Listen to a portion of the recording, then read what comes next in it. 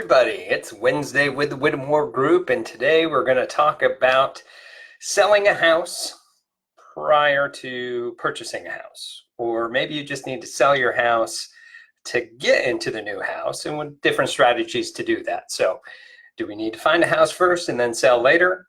Or sell your house, get it under contract, and then go ahead and find the house? Now, there's a couple pros and cons that we're going to kind of go through today. So I'm going to give you the best information that I can based off of my experience and my other friendly real estate agents and all their stories. So here's the bottom line. When you're looking to be a seller, you want to have, of course, the highest price that you can possibly get and the lowest amount of time with the least amount of hassle. Right? If you were a seller, that makes sense. What's going to net me more at the end of the day, and how do I get that check a whole lot quicker?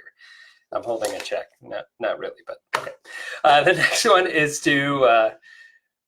when you're purchasing. Obviously, you want the lowest price with the best terms for you to get in there and everything to be fixed. And yeah, now you can see how these two can kind of conflict. So here's your options. If for whatever reason you have to sell this home prior to getting into the next, there's two different things you can do. First, you can get the house listed and work all that magic and then get it under contract, and then you can go out and find your home. Now, there's some advantageous things for this because you have a better chance of getting the highest price and the least amount of time because you have that. There's no time crunch either, so you don't have to hurry up and reduce the price in order to get somebody in on time before you get into that other house. And you can wait for the best offer. You can utilize your real estate professional, or if you're selling on your own or however you're doing it, you can wait for the best offer to come in. You can wait and have the marketing and get everything out there and make sure as many eyeballs as possible. Talk about this a lot, but as many eyeballs as possible get on your house so you get the best chance for the best offer.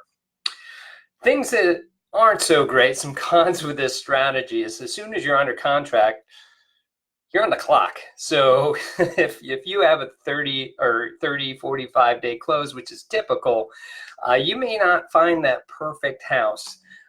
Granted, that perfect house should be 85 to 95% of what you're looking for, but you might feel like you had to settle on one because of that. You will feel rushed, and there will be a whole lot of freak out going on.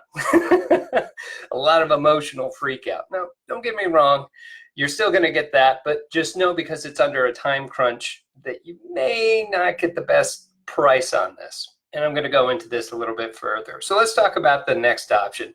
You need to find a house and then put your house on the market. Well, now you're already under a time crunch, which at least saves you some time, right? You're going to have to price aggressively. So if we don't have time as real estate agents and marketing professionals to get out there and show the world and throw flyers around and scream from the rooftop that your house is available, the only way that is going to move quick enough is that we're going to aggressively have to drop the price so that people keep seeing it and be like, oh, this is a deal, and jump on it, right? Got a little ahead of myself there. You will be under a timeline to get it sold. There's little time for marketing, as I said, and there's less negotiating room with the price. What I mean for that is that it's going to be contingent. It's going to be contingent on your house. So you find perfect house number one. Woo! Hopefully it's just number one. And you're like, I love this house. It's what we want. Okay, it's listed for $300,000, right?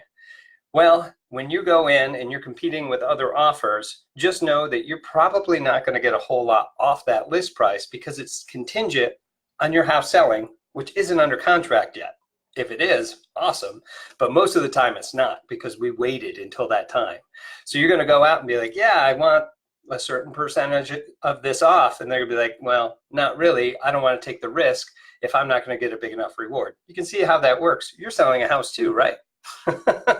So it's a little bit different having that contingency. Just know that you're probably not going to get the lowest price with that. Of course, if it's in the cards, we'll give it a shot, but just know that you probably will pay really close, if not list price, when you actually get into this.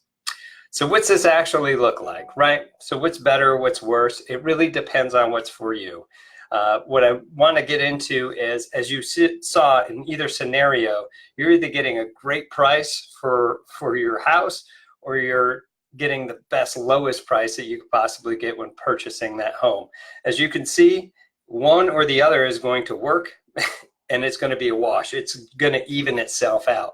Meaning if you're going to buy and sell in the same market, you're either going to get high on one and low on the other in whatever way, and it's just going to be a wash. So you're not going to be making a whole lot of money, whether it's a buyer's market or a seller's market. Hopefully that makes sense. So let's take a look at this. So we're going to use scenario number 2, all right? And we go out, we find a house, everything's good to go, we negotiate, we get your house on the market, and it's not sold yet, right? But we're on the market. And the seller goes through and we're communicating, hey, it's contingent, like I said, it's contingent on my house selling over here. Well, the seller's going to go, well, I'm taking a risk right here versus keeping it on the market. Granted, you gave me a good list price. I'm going to want some assurity that I can still move this and I'm not wasting days on the market. What they're going to do is put a kick-out clause, which is called a kick-out clause. What's a kick-out clause, Tim?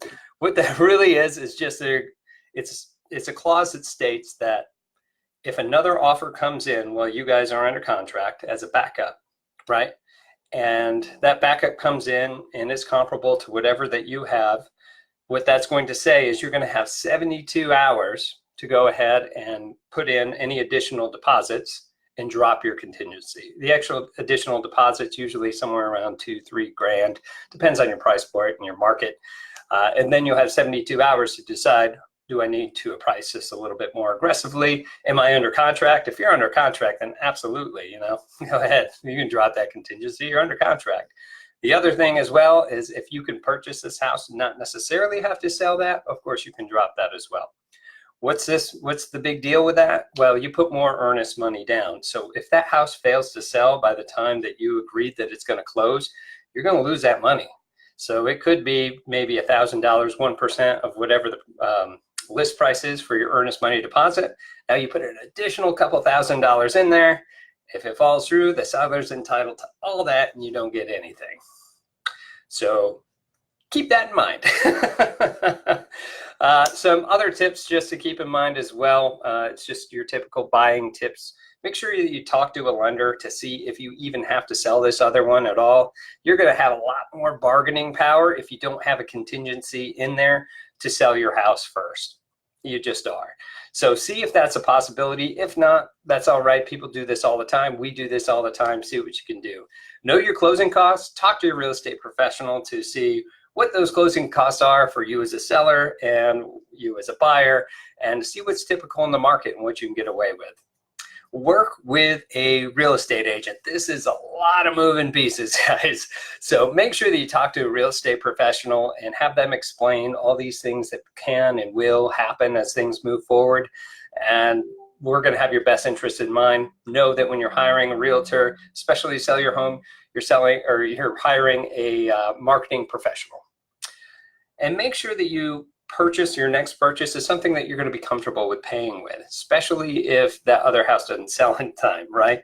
Make sure that you're comfortable with that you have the financial background in those things. And make sure 100%, and I never said not to do this, get a home inspection, please, guys. You don't want to buy a $300,000 asset and have no idea what's going on with it, right? So make sure that you actually do that and get that house ready to go and make sure you know what you're getting into. All right, that's all the information that I've got for you today. If you have any questions, of course, you can comment below. If you know anybody else that could use this information, make sure to like, share, and put some comments in there for you. All right, we'll see you next Wednesday, and talk to you then.